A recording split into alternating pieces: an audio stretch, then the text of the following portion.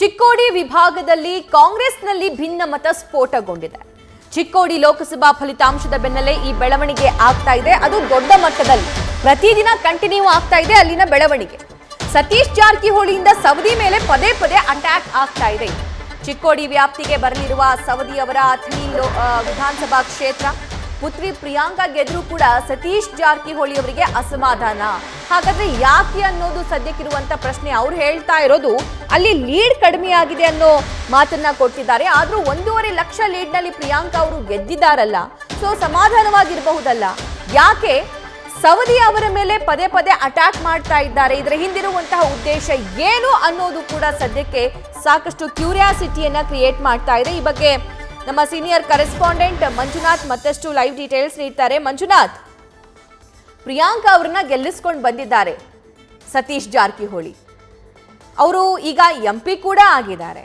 ಹೀಗಿದ್ರೂ ಕೂಡ ಪ್ರತಿದಿನ ಸವದಿ ಮೇಲೆ ಯಾಕೆ ಅಟ್ಯಾಕ್ ಮಾಡ್ತಿದ್ದಾರೆ? ಇದ್ರ ಹಿಂದಿರೋ ಉದ್ದೇಶ ಏನು? ಸಭಾ ಏನು ಸತೀಶ್ ಜಾರಕಿಹೊಳಿ ಅವರು ರಾಜ್ಯ ಸರ್ಕಾರದಲ್ಲಿ ಇರುವಂತಹ ಪ್ರಮುಖ ಪ್ರಬಲ ಒಂದು ಸಚಿವರಾಗಿರುವಂಥದ್ದು, ಅದರಲ್ಲೂ ಕೂಡ ಬೆಳಗಾವಿ ಒಂದು ರಾಜಕಾರಣದಲ್ಲಿ ಆಗಿರ್ಬೋದು ಅಥವಾ ಚಿಕ್ಕೋಡಿ ರಾಜಕಾರಣದಲ್ಲಿ ತಮ್ಮ ಕುಟುಂಬದ ಒಂದು ಹಿಡಿತದಲ್ಲಿ ಇಟ್ಕೊಂಡಿರುವಂಥ ರಾಜಕಾರಣಿ ಸತೀಶ್ ಜಾರಕಿಹೊಳಿ. ಅದರಲ್ಲೂ ಕೂಡ ಏನು BJP ಅಂತ ಕಾಂಗ್ರೆಸ್ಗೆ ಬಂದಿರುವಂಥ ಸವದಿಗೆ ಮುಂದಿನ ದಿನಗಳಲ್ಲಿ ಒಂದು ಪ್ರಬಲ ಅಂದರೆ ಖಾತೆ ಸಿಗುತ್ತೆ ಅನ್ನೋ ಒಂದು ಭರವಸೆಯನ್ನು ಈಗಾಗಲೇ CM ಸಿದ್ದರಾಮಯ್ಯ ಮತ್ತು DCM DK ಶಿವಕುಮಾರ್ ಅವರು ಕೊಟ್ಟಿರುವಂಥದ್ದು.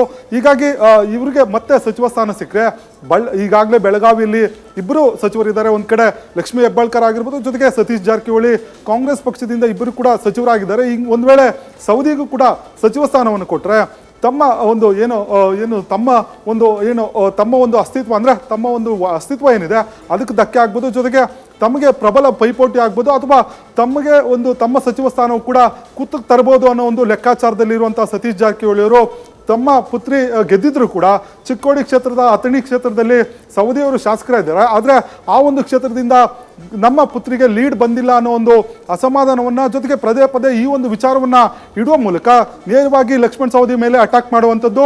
ಯಾಕಂದರೆ ಇವ್ರಿಗೆ ಸಚಿವ ಸ್ಥಾನ ಕೊಡೋದಕ್ಕೆ ಇವ್ರಿಗೆ ಯಾವುದೇ ರೀತಿಯ ಒಂದು ಒಪ್ಪಿಗೆ ಇಲ್ಲ. ಯಾಕಂದರೆ ಈ ಒಂದು ಸಚಿವ ಸ್ಥಾನ ಕೊಟ್ಟರೆ ತಮಗೆ ಪ್ರಬಲ ಪೈಪೋಟಿಯನ್ನು ಕೂಡ ಆಗ್ಬೋದು, ಜೊತೆಗೆ ಬಳ್ಳಾರಿ ಅಂದರೆ ಬೆಳಗಾವಿ ರಾಜಕಾರಣದಲ್ಲಿ ಒಂದು ಪ್ರಾಬಲ್ಯವನ್ನು ಮರಿಬೋದು ಅನ್ನೋ ಒಂದು ಚಿಂತನೆಯಲ್ಲಿರುವಂಥ ಸತೀಶ್ ಜಾರಕಿಹೊಳಿ ಅವರು ಸವದಿ ಅವರಿಗೆ ಸಚಿವ ಸ್ಥಾನ ಕೊಡಬಾರ್ದು ಅನ್ನೋ ನಿಟ್ಟಿನಲ್ಲಿ ತಮ್ಮ ಪುತ್ರಿ ಗೆದ್ದಿದ್ರು ಕೂಡ ಈ ಅಥಣಿ ಕ್ಷೇತ್ರದಲ್ಲಿ ಕಾಂಗ್ರೆಸ್ಗೆ ಲೀಡ್ ಬಂದಿಲ್ಲ ಅನ್ನೋ ಒಂದು ವಿಚಾರವನ್ನು ಪ್ರಸ್ತಾಪ ಮಾಡುವ ಮೂಲಕ ಕಾಂಗ್ರೆಸ್ ಹೈಕಮಾಂಡ್ಗೆ ಒಂದು ಸಂದೇಶವನ್ನು ರವಾನೆ ಮಾಡುವಂಥ ಕೆಲಸವನ್ನು ಮಾಡ್ತಾ ಇರುವಂಥದ್ದು. ಆ ಮೂಲಕ ಲಕ್ಷ್ಮಣ್ ಸವದಿಗೆ ಒಂದು ಸಚಿವ ಸ್ಥಾನವನ್ನು ತಪ್ಪಿಸ್ಬೇಕು ಅನ್ನೋದು ಎಲ್ಲೋ ಒಂದು ಕಡೆ ಸತೀಶ್ ಜಾರಕಿಹೊಳಿಗಿರುವಂಥ ಲೆಕ್ಕಾಚಾರ ಅಂತ ಹೇಳ್ಬೋದು.